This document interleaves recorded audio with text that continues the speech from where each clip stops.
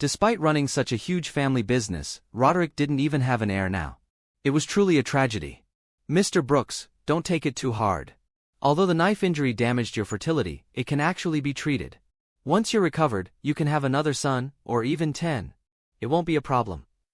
Dustin smiled as he attempted to cheer Roderick up. Really? Roderick trembled, his face expectant. In the past 6 months, the main reason he hadn't slept with his wife was because he couldn't get it up. However, because of his dignity as a man, he'd always kept it a secret. So, to hear that he'd be able to rise up again, naturally, he was elated. Mr. Brooks, if I dare to say it, it means I can do it. As Dustin spoke, he took out a tablet and said, "This is Gemifan, which I created. It helps clear up circulatory pathways and heal internal injuries. Give it a try." "Okay." Without another word, Roderick took the Gemifan and swallowed it. As soon as the tablet entered his system, it turned into a rush of warmth that spread through his body. Instantly, he felt his mood lift, and his body felt better in a way he couldn't explain. The pain in his lower back had also improved significantly. Amazing, this is amazing. Mr. Rhys, your miracle tablet is extraordinary. After experiencing the fascinating changes in his body, Roderick was practically over the moon. In an instant, he felt as if he'd gotten a brand new body. If he previously had doubts about Dustin's abilities, then now, he was utterly convinced. Any famous doctor was trash in comparison to Dustin.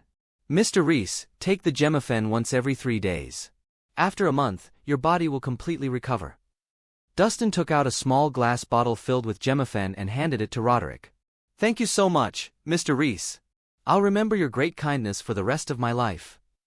Feeling emotional, Roderick knelt on the ground. Mr. Brooks, please get up, it was nothing. Dustin quickly helped him to his feet.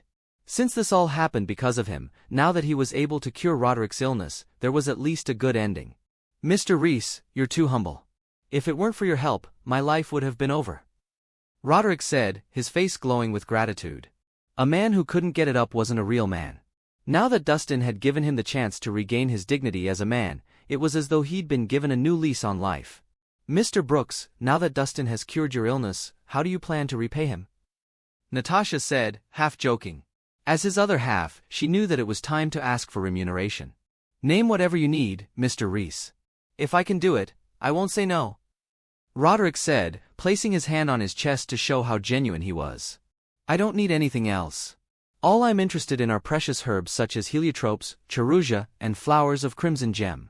If you have them, Mr. Brooks, I would be nothing but pleased, Dustin said, naming his price. I've never collected precious herbs before, but no worries. I'll send someone to check it out. Once I get any news, I'll buy for you right away, Mr. Rhys. Roderick promised. Thank you, Mr. Brooks, Dustin said. No. I should be the one thanking you, Mr. Rhys, Roderick said in return. He now had a profound sense of worship for Dustin's impressive abilities. Sir. At that moment, an elderly butler suddenly walked over and reported, Phineas Lacey and his son are here to see you. They say they have something to discuss with you. Phineas Lacey? What is he doing here? Roderick rubbed his chin. It's such a small world. I never expected I'd run into them here. Dustin narrowed his eyes when he heard their names. What, do you know these people, Mr. Rhys? Roderick pressed. I do, and we even got into a conflict. Without leaving anything out, Dustin quickly recounted the entire story. After Roderick listened to the whole incident, he couldn't help but snort. Those two bastards are truly arrogant bullies. I hate people like this the most. Come with me to see them, Mr. Rhys. Today, I'll give them some thing to see.